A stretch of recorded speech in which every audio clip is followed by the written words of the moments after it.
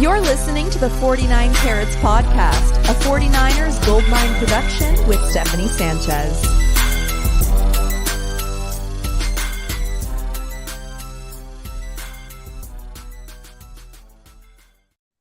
What's going on, everyone? Welcome to another edition of the 49 Carats Podcast. I'm your host, Steph. It is Thursday, September 28th, and I'm joined by Rob Stats Guerrera, as always on a Thursday. Rob, how you doing today?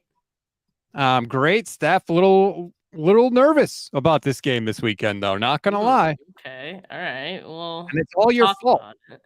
Is it now? Yes, you've been tweeting things, statistics, and facts, and things of that sort. And the more I read what you're tweeting out there, the more agita I get. I thought I was like putting out some good stats out there. Did you see the Christian McCaffrey one? I think so. About the consecutive games with 100+ yards from scrimmage and a touchdown. Well, yes, but yeah, also we'll talk about it. Let's not let's not spoil the show here. But Rob, unlike last week, it's not a 49ers game day today, so let's get into a little throwback here really quickly before we dive into the preview, shall we? This week in 49ers history, yeah, that segment. September 27th, 1999. I was 8 years old. Steve Young suffered his 7th career concussion in what would end up being his final career game in week 3 against the Cardinals. This one's not really a happy one. I'm sorry about that. But I was obviously too young to remember this point in 49ers history, right? I said I was 8, wasn't really watching the 49ers then. But Random 49ers, if you guys follow that account on Twitter, a great account to follow. Random 49ers posted about this yesterday, and it got a lot of reactions in the replies, right? And I see a lot of people talking about it and saying like that was kind of the turning point of the franchise in their eyes, because that ended up being Steve Young's final game, in his career and with the 49ers. So that they kind of point to that one being like just more symbolic than anything of, the fall of the 49ers in that time. What do you think? I remember it well. Lawrence freaking Phillips missed his block. Aeneas Williams came on a corner blitz and hit Steve Young, and that's how Steve Young's career ended. And there's that image of Steve Young just lying there, kind of face down in the dirt. And it's just, yeah, that was the moment that the 49ers, they had been on this for my whole childhood, basically. It was Niners win 10 games every year. They've done it, 16 straight years, whatever it was, like just absurd amount of winning. And that was really the end of it. That brought us into this other era of 49ers football. And we found out how the other half lives, and we did not like it. Yeah. Because it even went to the 2000s, which is like about when I started to become a fan and watching 49ers games. And 7th career concussion is crazy, though. Like, that's insane to like have experienced that many. I'm all for player safety, and I am glad that the league has improved in that aspect. But yeah, that's insane to me. Do you know, in his book, in Steve Young's book, he talks about wanting to come back and play. And the Broncos' original plan after John Elway retired was to get Steve Young. Mike Shanahan took Steve Young out to dinner and was like, we want you to come and play for us, because Steve said the 49ers doctors were never going to clear him to come back after all those concussions. That was Mike Shanahan's original plan. Bring Steve Young back to the 2-time defending champion Denver Broncos. They had the running game, all that stuff. There is an alternate universe out there where Denver has like 2 more championships, but ultimately Steve Young said, I just didn't want to play for anyone other than the 49ers. Wow, that's crazy. That is crazy. Even it being Mike Shanahan, it didn't matter. Like, 49ers only. I do admire that loyalty to the red and gold. Speaking of loyalty to the red and gold, it seems like Kyle Shanahan and John Lynch are gonna, be sticking around for a while. We knew last week that they had been extended, but we finally got the numbers of years that were added to their contracts. So basically a 2-year extension, because prior it was, I think Kyle's was supposed to end 2025, and then John Lynch's was supposed to end 2024. So now Kyle signed through at least 2027. John Lynch signed through at least 2026. But what I found interesting, and we found this out yesterday when Kyle spoke to the media, these contracts were actually done before the season even started. And I already felt like this was a huge vote of confidence for Jed York to make. But knowing that, in the midst of everything that was going on before the season even started, I mean, they were probably talking about this deal and negotiating this deal with all the Trey Lance stuff happening in the background, with Nick Bosa's extension being talked about and, going down to the wire. Jed York still made that choice and said, hey, like, I feel great about you guys taking this team in the right direction or continuing to take this team in the right direction. Let's get this done now. What did you think about that? When I first heard that, first of all, I had a feeling on Monday when it first broke, or I shouldn't say when it first broke because it broke last week, but on Monday with Vish, I said, I bet you they actually agreed to this well before they announced it, and they just picked the perfect time to announce it, right? Massive winning streak, all that stuff, day after a win. I wonder, did they sign the contracts or agree to the contracts and then trade Trey Lance, or did they trade Trey Lance first and then agree to the contracts? It doesn't really matter, but it just popped into my head. But I will say this. Everyone talks about this being a Super Bowl or bust year for the 49ers, right? Yeah. What is the bust part of it now? If you've just extended Lynch and you've extended Shanahan, there is no bust. It's just we hope we win the Super Bowl, but if we don't, we're going to bring everybody back next year. Like there's no consequence, so to speak. And I'm not saying that they should have been fired because I'm on board the Shanahan train. But it's just interesting that that's what we kept saying. And in reality, that's not really what it is at all now. Yeah, I thought, this kind of goes in the conversation of people saying that they were on the hot seat and all this stuff. And, clearly that isn't true. I think the fact that, and there were also people saying that, why would you extend them before they even win a Super Bowl? I think more than anything, this extension tells you that Jed York feels that these two guys give this team the best chance to get in the Super Bowl, whether it is this year or the following year after that, So I know a lot of people say just being in contention, that isn't enough, but it's hard enough to be in contention, like for as long as they have been. That doesn't mean like we're complacent. But again, I think it just means like this group, Kyle and John and, the whole org that they have built around them, the front office, this is what gives you the best chance to get there. So I actually like this move from Jed, and I like the vote of confidence, getting it done even before, the season started. But I do think it was kind of funny. They did wait until they were 3-0 to announce. I think that was funny. What if that didn't happen? When would they announce it? I'm right. just saying. Do they ever have to announce it? I have no idea. But look, these things don't happen by accident, right? All this winning, it's not like we didn't win a church raffle to end up in 3 out of the last 4 NFC championship games. They did it because they're really freaking good. And they're not just really good at football. They're really good at scouting. They're really good at developing. It's an organizational effort. And so we always talk about the Super Bowl window and these players and the contracts and expiring. We don't tend to look as much at the front office and the scouting department and things like that. And it's nice to see that the 49ers have kind of recognized that, hey, this is an organizational thing, and we are going to try and keep this organization together as much as possible, regardless of the outcome of this season. Right. He learned his lesson after the Harbaugh debacle. And so Jed York, maturing right before our eyes. But yeah, I mean, it's great news. But yeah, the 49ers are 3-0. They have a chance to make it 4 straight against the Cardinals at home on Sunday. We do have some injuries on the 49ers side that I wanted to talk about, in particular to the receivers. I mean, we know that Dre Greenlaw also did not practice yesterday, but I think right now a little more worried about Deebo Samuel, who did not practice, Juwan Jennings, who did not practice, Brandon Aiyuk was limited. Deebo, of course, we saw him, take that hit to the ribs on Thursday, and he's still out of practice. It's now, well, as of this point, it's been a week. We don't know if he's going to practice yet today because it's 9:13 Mountain Time when we're recording this. But if he's, let's say, do not practice again today, like, are you kind of panicking a little bit? No, because I think Aiyuk's going to play. Because I think Aiyuk would have played last week if they had played on Sunday. And that's sort of the luxury that the 49ers have. When you have this many good skill players, you don't have to push Deebo Samuel to play if he can't go this week, because you still have all-pro Christian McCaffrey, all-pro George Kittle, and Brandon Aiyuk.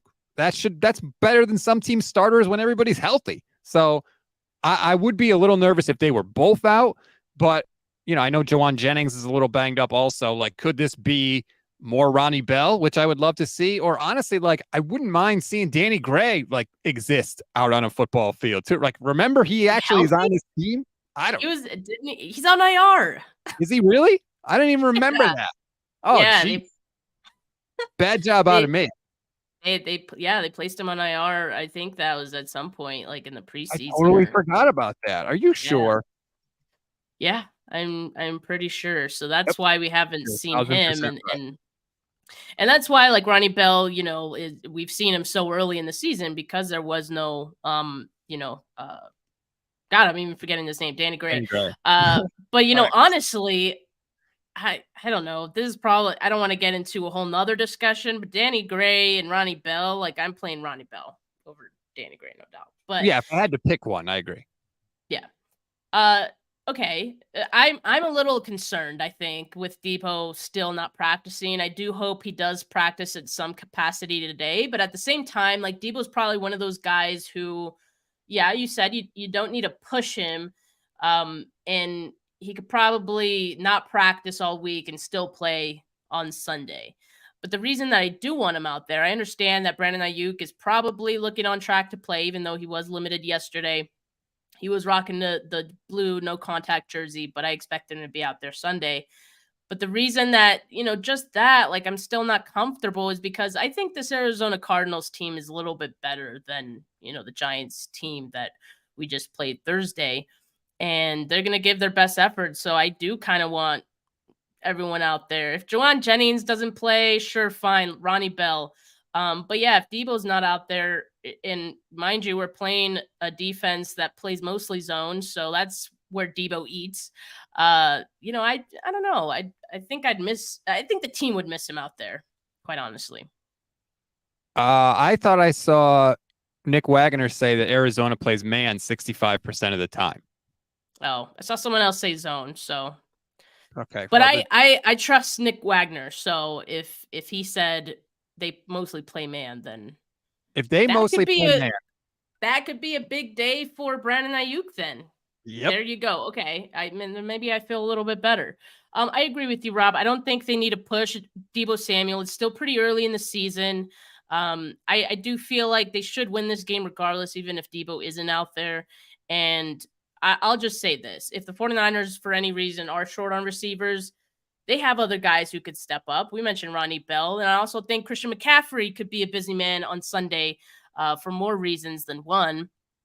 Again, if the 49ers are short on receivers, that's one reason, but it's also possible that he can make history on Sunday, right? And he's currently tied with Jerry Rice for the franchise's most consecutive games with a touchdown. He's sitting at 12 touchdowns or 12 straight games with a touchdown right now. If he scores a touchdown on Sunday, he'll own that franchise record. Rob, you're staring at an anytime touchdown bet with Christian McCaffrey's name on it.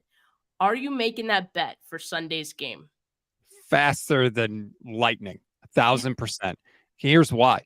The Cardinals can't tackle. They've given up 299 yards after contact this year. That's top 5 worst in the NFL.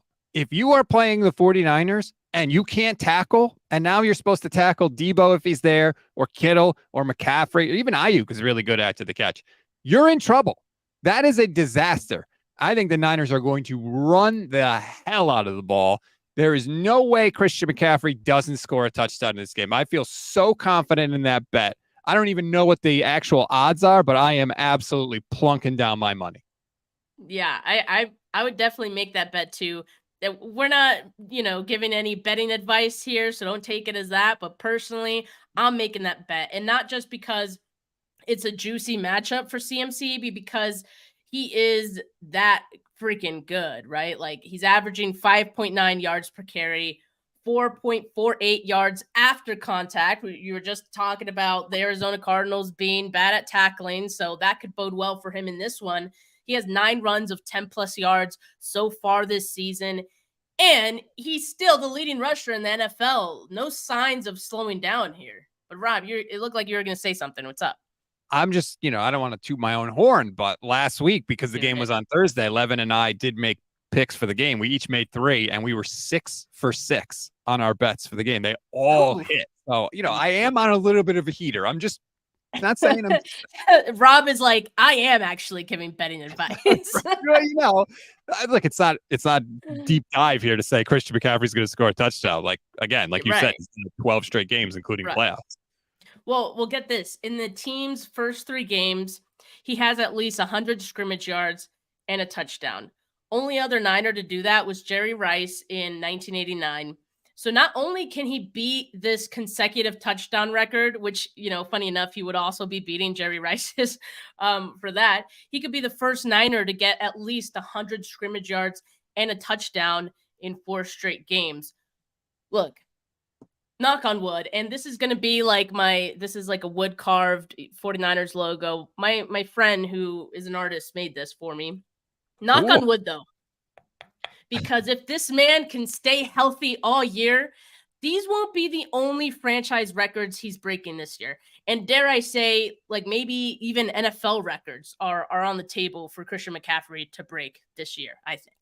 And think about that, right? Every team, when they play the 49ers, he's the guy they want to stop. It's him. It's not Debo. It's Christian McCaffrey. So every team spends all week doing nothing but thinking of ways to slow down and stop Christian McCaffrey. And every week he takes those plans and he crumbles them up and chucks them in the garbage, puts up 100 plus from scrimmage and gets in the end zone.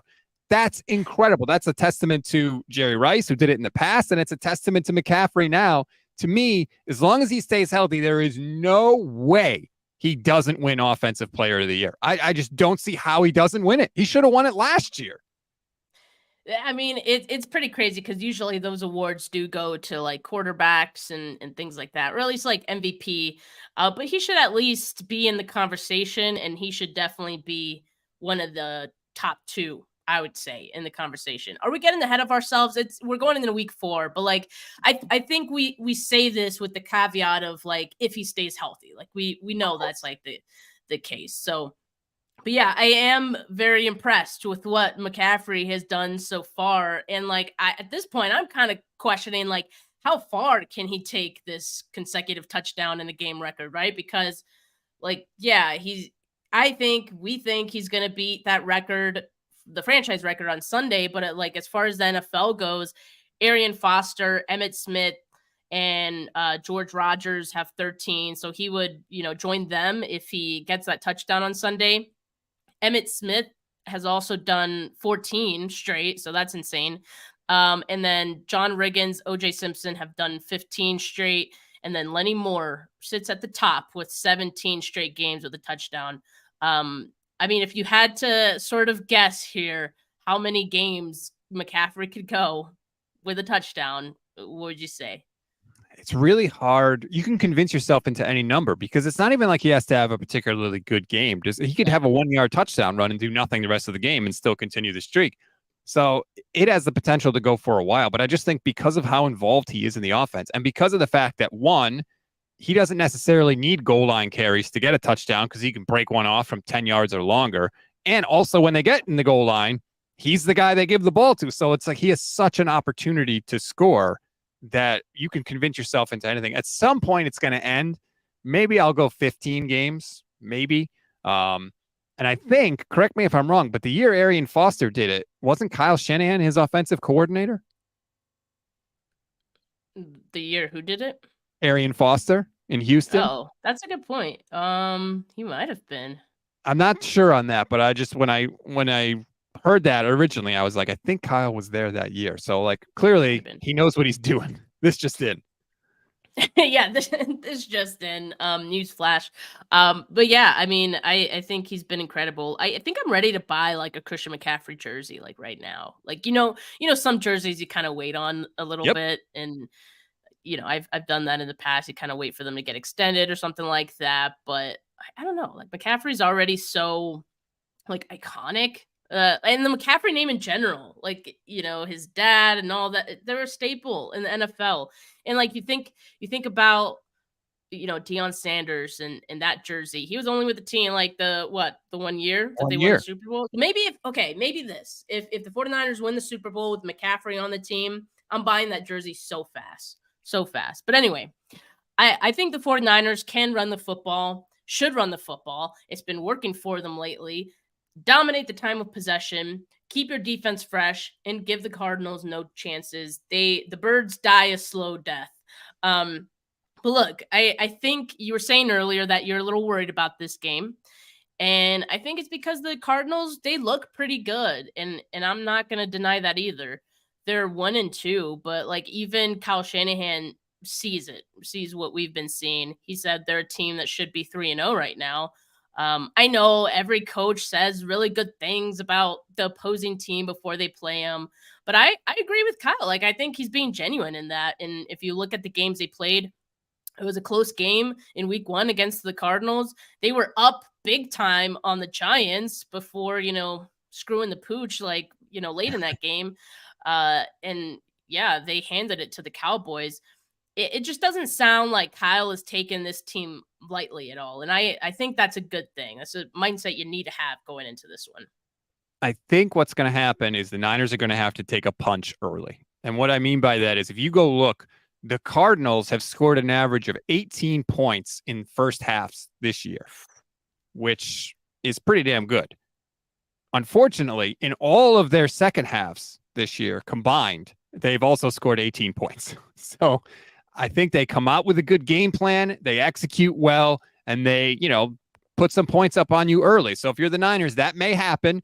Just take the punch, keep it as close as you can. Don't deviate from your game plan. And I think eventually the cream will rise to the top because the 49ers are the more talented team, even with some injuries. They clearly are. So, weather the storm early, and then in the second half, make your adjustments and put these guys away. I think that's what might have to happen. So I hadn't looked at that before, and I'm looking at it now. So the Cardinals are tied in third place with Dallas 49ers for first half points in a game. They're averaging 18 points a game. I guess it bodes well for the 49ers that they're also averaging, 18 points in the first half. Maybe this game could play out very similarly to that Rams game where, the Rams were they were cooking a little early and you go into halftime tie game, make your adjustments, blow them out in the second half kind of thing. I wouldn't mind that as long as at some point they take control of the game, right? Looking at, I think the 49ers on the defensive side of the ball, I expect that they're going to see Arizona attempting to run the ball a ton as well. And that was one of the things that I tweeted out, like the Arizona offense, they run the ball nearly 50% of the time of their plays. That's fifth most in the NFL, and they've been successful with it so far. James Conner, who, by the way, he's dealing with a back injury, but I do expect he'll be out there. The Cardinals blocked their butt off against the Cowboys. If you watch that game over, I still think that the 49ers defense could limit Conner. I don't know what the Cowboys were doing. Maybe, it was a trap game for them and they didn't really expect the Cardinals to play so well against them. I don't know, but I don't see the 49ers making that same mistake. And there's a reason that teams are running the least amount of time against the 49ers right now. I listened to Chris Sims' breakdown of Cardinals Cowboys just to do a little opposition research. And Chris's main point was the Cardinals out-schemed that Cowboys defense a lot of the time. It wasn't just hey, the Cowboys were sleepwalking. There were plays where unless somebody did something extraordinary, there was no way for the Cowboys to stop what the Cardinals were doing on the ground. And it makes sense, right? Jonathan Gannon knows the Cowboys. He prepared for the Cowboys in Philly. And so he had maybe a leg up there. But the Cardinals have a coach now. This is not Cliff Kingsbury. This is not a guy who's, doesn't know what he's doing. I think that's pretty clear. clearly they have a better schematical coach than they have had in years past. So I think we have to acknowledge that. Doesn't mean, you should be sitting in fear, but just acknowledge like this isn't a stiff that you're going up against. And I'm interested to see because, Jonathan Gannon prepared to face this 49ers team in the NFC Championship game. Now, he didn't really get to see a lot of what the 49ers do in that game because they couldn't throw the ball. But Jonathan Gannon, I feel like, might have a good sort of beat on what Kyle Shanahan likes to do. So I'm kind of interested to see, what that looks like on Sunday. Yeah, and I have thought about that, and it's definitely, I think, an element of this game that maybe like not enough people are talking about, right? Like everyone's thinking, oh, divisional matchup, and yeah, that is a huge part of it too. But like this is the same guy that was the Eagles defensive coordinator last season, the same guy that said we're going to gut these guys, talking about the 49ers on his way to the NFC Championship game. Like, I do wonder if Kyle ever saw that video. Do you think he ever saw it? He probably has now. I hope someone showed it to him, like, this past week. But I just think that there's some unexercised demons for the 49ers playing this game that not enough people are talking about. I'm thinking Kyle Shanahan and Brock Purdy specifically, just given what happened to Brock so early in that NFC Championship game. Kyle had to call a completely different game from that point on. Like, The game was over after that. We never really saw what Kyle had cooked up for the offense in that game, and I would have loved to see it. We might see it in this game. Like, and Kyle was mentioning how this Arizona defense is really similar because they're using the same scheme, obviously, same fronts and coverages. Gannon even brought some Philly players on board with him to Arizona. They have linebacker Kaiser White. He's pretty good. So I kind of feel like Kyle is going to take some of what he had planned for that game against the Eagles defense and call it in this game. And you have a healthy Brock this time, and you still have a skill position group that top to bottom is the best in the NFL.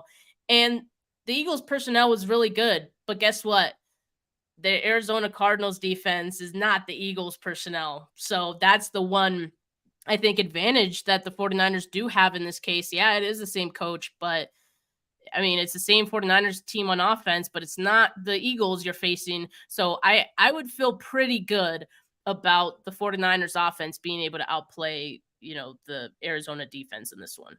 There's a couple sort of like off-field things that I think give this game a little extra juice. One is, I agree, like this is kind of Kyle's chance to prove like, hey, I would have put up numbers and points against this Philadelphia scheme if I had the chance. But also the Steve Wilks lawsuit against the Cardinals. Remember, he's suing the Cardinals for racial discrimination because of everything that happened when he was there, and with their GM Steve Keim getting suspended, and then the owner and Keim wanting Wilks to use burner phones to communicate with him, even though he was not supposed to do that. And so there's that whole aspect of it too. Like, clearly Wilks is pissed at the Cardinals. You don't sue somebody, if you have warm and fuzzy feelings for them. And so maybe he has a little extra juice in this game. Like, hey, I want to stick it to this team. They screwed me over. They did me wrong. Now I got this friggin' lawsuit against them. It's costing me money. I want to put the screws to these guys this week. No, I love that because, I've been thinking this whole time that, yeah, like Kyle, Brock, they got some extra juice. But, like, I love that even the defense and Steve Wilks going to have some extra chip on their shoulder going into this one too. I will say this, though. I think for the Cardinals, I already mentioned that they do love to run the football. Obviously, like, the key for the 49ers defense, you stop James Conner. The ace up the Cardinals sleeve is that, okay, you want to stop Conner, that's cool, but we have a quarterback in Joshua Dobbs that can run too, and occasionally, we might put Rondell Moore out in the backfield as well, and he's really fast. You saw what he did against, the Cowboys. That, I think, certainly presents a unique challenge for this defense. We saw the 49ers put Daniel Jones in check. I think we should feel good about that. But at the same time, Saquon Barkley wasn't there to offset that any amount. So you have a lot of guys on the Cardinals offense, I think, who, like you said, they can get into an early lead or get some points on the board early potentially because they do got gamers on that side of the ball. 2 carries for 5 yards for Daniel Jones. It was the best job I've ever seen the 49ers do against the running quarterback. And not just a running quarterback, a really good running quarterback. Daniel Jones is one of the best running quarterbacks in the league. I do think Arizona is going to try it. We saw Dobbs bust out for a 40-yarder against the Cowboys last week. I think they have to try it. They do not want Josh Dobbs to throw the ball 30 times this game. I really don't think they do. Like you said, they run it 49% of the time. So that's going to be the 49ers plan, is to make him have to throw it. So Cardinals are going to try to avoid that with quarterback runs, I think. He'll get some, but ultimately I think that the Niners will stop the run enough to make Dobbs have to throw an uncomfortable amount of time. Yeah, I just wonder, like, what is an uncomfortable amount of time for Josh Dobbs? He's been great under pressure so far. And so I think, to me, like, that's what I worry about. But I also feel like, the 49ers defensive line as a whole is probably better than the Cowboys defensive line. I know Parsons is amazing. But, Yes. I don't really know outside of Parsons, like, okay, just how scared they are. You look at the 49ers defense, and all these guys are making plays and getting disruption, especially the interior right now. So yeah, like, I guess what I'm saying is Dobbs has been really good under pressure. I don't know if we've seen him, like, he hasn't been bad. Like, so I'm wondering what would it take for him to be bad in this game? I think it would take the 49ers getting up by multiple scores, especially if it's 2 touchdowns, and forcing the Cardinals to have to abandon the run. And I do think the Niners will have a little more success than the Cowboys had. The Cowboys' interior defensive line, especially, is not that big.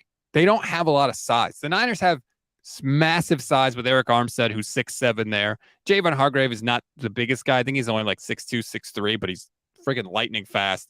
The Niners' size is not their problem, so they're not going to get shoved around. David Lombardi actually had an article in The Athletic this week. The interior of the Niners' defensive line is on pace for over 200 pressures this year. I saw that. It's crazy.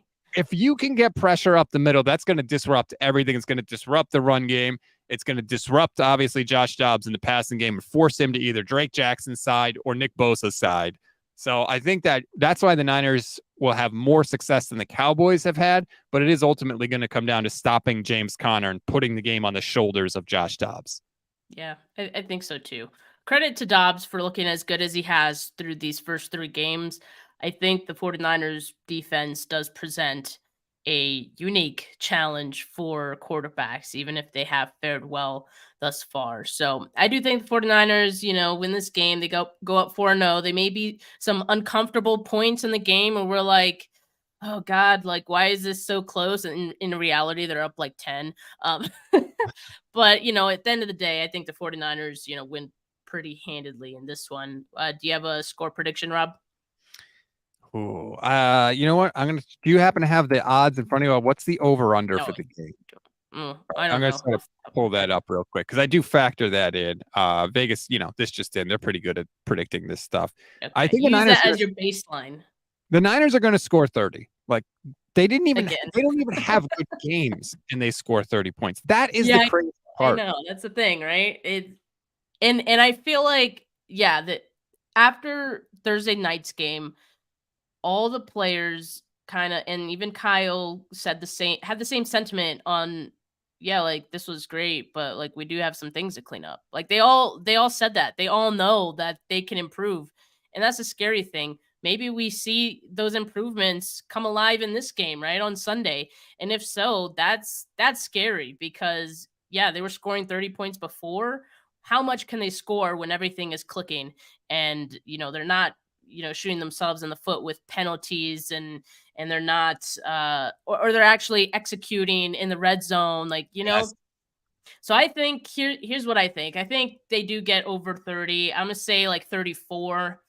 And I'm going to say the Cardinals, I'm going to say 16 for the Cardinals. Yeah, I was going to say like 33-17, something like that. Right. But the talent is just, unless the 49ers shoot themselves in the foot, and that's been the other part of the streak, is 13-game winning streak, and they don't have more than 1 turnover in any of the games. That's the longest streak in NFL history like that, by the way. When they're not doing that because that's how you equalize a game between 2 teams where one is way more talented, is turnovers. So as long as the Niners don't do that, it should be a 33-17 type of game, but it could be, like you said, similar to the Giant game in that they don't pull away until later.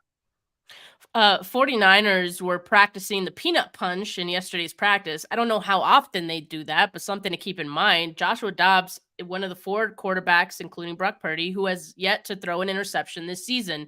So if you are going to get a turnover in this game, maybe the safe bet is to try to get it out of James Conner's hands, right? Because Dobbs has been pretty good at taking care of the football. Maybe you don't really depend on that being the source of your turnover. If you look at some of these games and where the 49ers have really started to pull away, those turnovers have, aided them quite a bit, right? So if that's not going to be on the table for them in this game, punch the ball out. I like that. So yeah, I don't know if we could call it the peanut punch. I think we call it the Greenlaw punch. The way he's been freaking. Except is Greenlaw going to play though? Yeah. So they were like, hey, guys, Greenlaw might not be out there. You all got to practice the peanut punch. You all got to practice the Greenlaw punch. All right. Yeah, sure. We'll call it that, the Greenlaw punch. And another little side thing I wanted to mention before we head out of here is that Nick Bosa, if you guys saw the little clip that was circulating, Nick Bosa was giving Fred Warner some pass rushing pointers. Did you see that, Rob? I did see it. We know that Wilkes loves to blitz his linebackers. It's one of the staples of his system. Fred's been blitzing a little more this year. He had a big sack on Stafford in a big moment against the Rams. So I wouldn't be shocked at all to see Fred Warner blitz more, especially because you may not need him in coverage as much this week, just given the personnel on the Cardinals. So maybe he gets a chance to blitz a little more. Yeah, that's kind of what I'm feeling. I feel like we're seeing little thing. They're hinting some things in these practices, I think. Hopefully the Cardinals aren't watching. But all right, thank you guys for joining us early for this one. Make sure you like this video. Make sure you subscribe to the channel. Audio listeners, drop a rating, drop a review if you're feeling so kind. And don't forget to subscribe to the Gold Standard Network on YouTube. That's where Rob does all his content, all his shows. Rob, what's on the docket for the rest of the week? So just posted the Gold Standard, me and Levin, that comes every Thursday. We had to pre-record that yesterday, so I just dropped that on the YouTube channel, breaking down, obviously, the Cardinals. And we're going to have a crossover podcast coming up a little later this week, Behind Enemy Lines, with Johnny Venerable, who covers the Cardinals. So we'll take a deep dive in then, because I got to figure out, what the hell is going on between what we thought this team was going to be and what it actually is. So, yeah, a lot of good stuff coming up on the Gold Standard Network. Please subscribe. Awesome. Well, thank you guys so much for tuning in. But for now, have a good rest of your Thursday, folks. Peace.